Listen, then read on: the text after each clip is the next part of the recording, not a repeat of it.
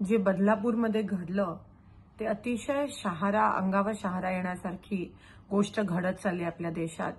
4 वर्षांच्या मुलींवर जर ह्या प्रकारचा अत्याचार होत असेल तर एक समाज म्हणून आपल्याला मान खाली करण्याची वेळ आली आहे.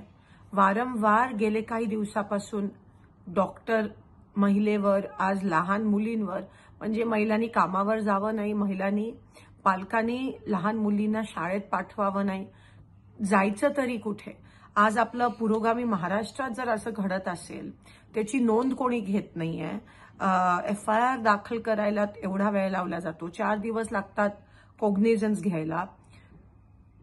तर आज समाज पक्ष सोडा, पण समाज कुठे चाललाय. आणि मला एक सांगा, जेव्हा गुजरात सारख्या ठिकाणी जेव्हा काही रेपिस्ट ज्यांनी महिलांवर बलात्कार केलाय, जेव्हा त्यांना हार तुरे घालून त्यांचा स्वागत केला जातो, त्यांची पदयात्रा काढली जाते, तर ह्याचा परिणाम समाजात काय होताना दिसेल? हेच होणार आहे ना समाजात. जेव्हा सत्ताधारी असं करतात आणि जेव्हा प्रशासन त्या गोष्टीला त्याचं समर्थन करतं, तेव्हा समाजामध्ये ही जी विकृत मानसिकता आहे, ही विकृत जी प्रवृत्ती आहे ती वाढतच जाणार.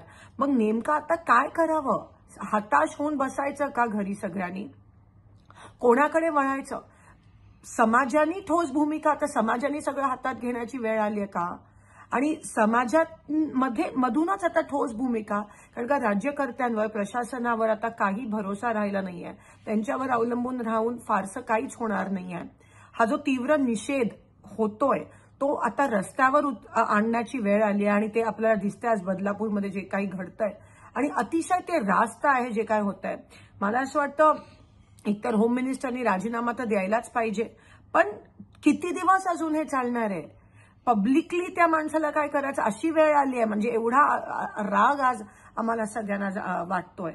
आणि फास्ट ट्रॅक कोर्ट्स लवकर होऊन जेव्हा नोंदच होत नाहीये, तेव्हा ही मानसिकता, अशी विकृत मानसिकता वाढतच जाणार आहे.